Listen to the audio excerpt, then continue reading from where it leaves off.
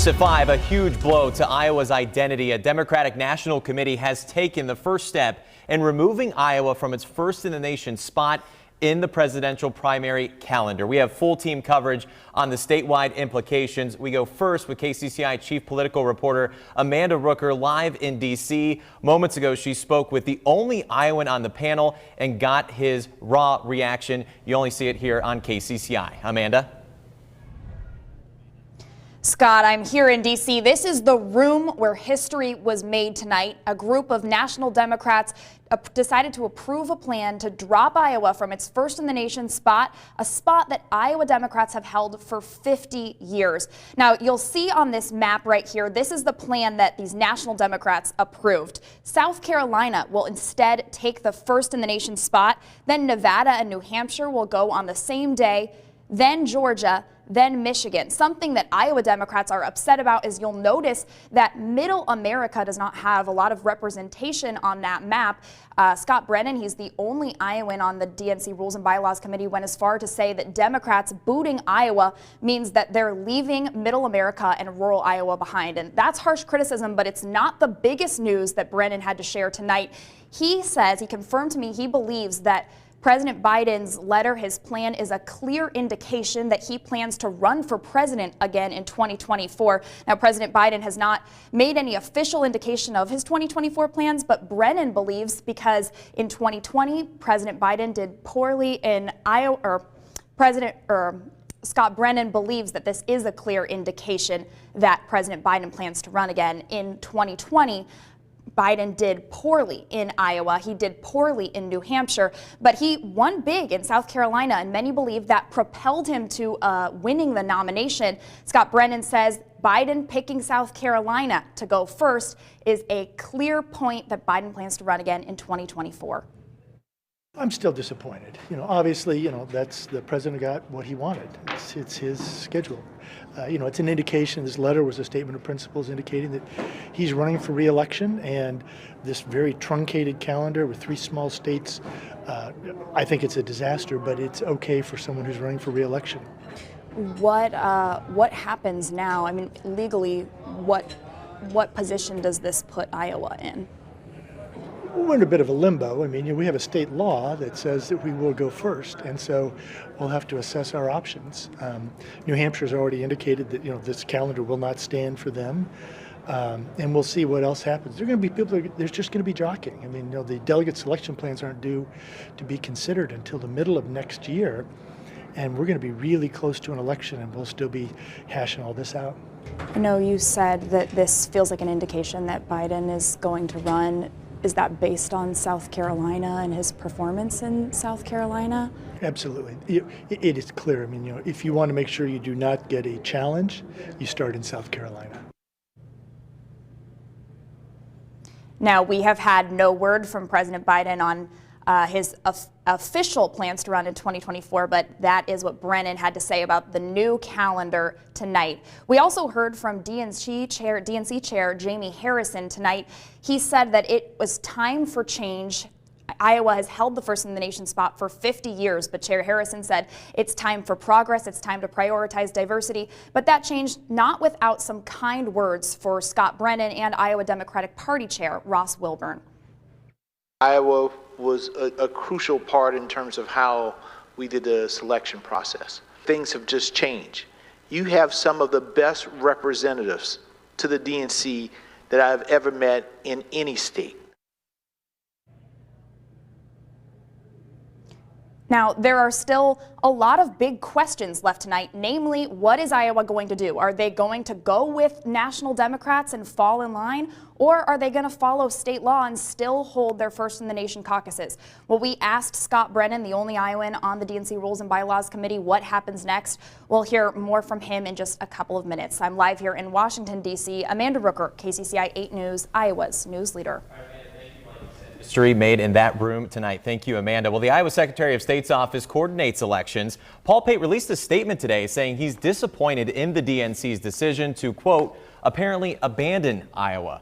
Pate says he agrees with Party Chair Ross Wilburn's statement to follow Iowa law requiring our caucus to be held before any other presidential nominating contest. Now, KCCI political analyst Dennis Goldford joins us now. Dennis, it is good to see you. I have a million questions for you, but we don't have time for that. So the first one I'm going to ask you is, you've said for a long time now, Iowa has had a target on its back for 50 years since it's been first. So why the change now?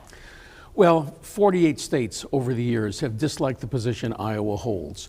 But until they could agree on something to replace the system in place, by inertia, so to speak, it remains, the status quo remains. But I think that 2020 and the mess with the counting of the ballots, it's not that they said, well, gee, there's a problem, we need to look at this. I think for all the other states, it was the last straw. They wanted some change. Gotcha. And you've studied caucuses for a very long time. What are they useful for? What are they not useful for? Well, they're not great predictors of who the president will be. Outside of Jimmy Carter and George W. Bush in 2000, Barack Obama in 2008 in contested caucuses, those are the only times an actual caucus winner has gone on to win the presidency. They have a little more success in predicting the party nominee, but still not much more than 50% of the time. What the caucuses do well is force candidates to treat voters as real live human beings instead of using them as campaign props for photo ops. You can go to any corner cafe during caucus season and see actual candidates talking to real people, and that's a good thing. Only have seconds left, but as we mentioned, today's vote, not a done deal exactly. Is there any way the full DNC differs from this tonight? No. All right, that's the quick answer. All right, Dennis, thank you so much for joining us. Now, this decision not only has financial implications, but also cultural implications. KCCI's Kayla James is live near downtown Des Moines, where she spoke with people who say they're not shocked. Kayla?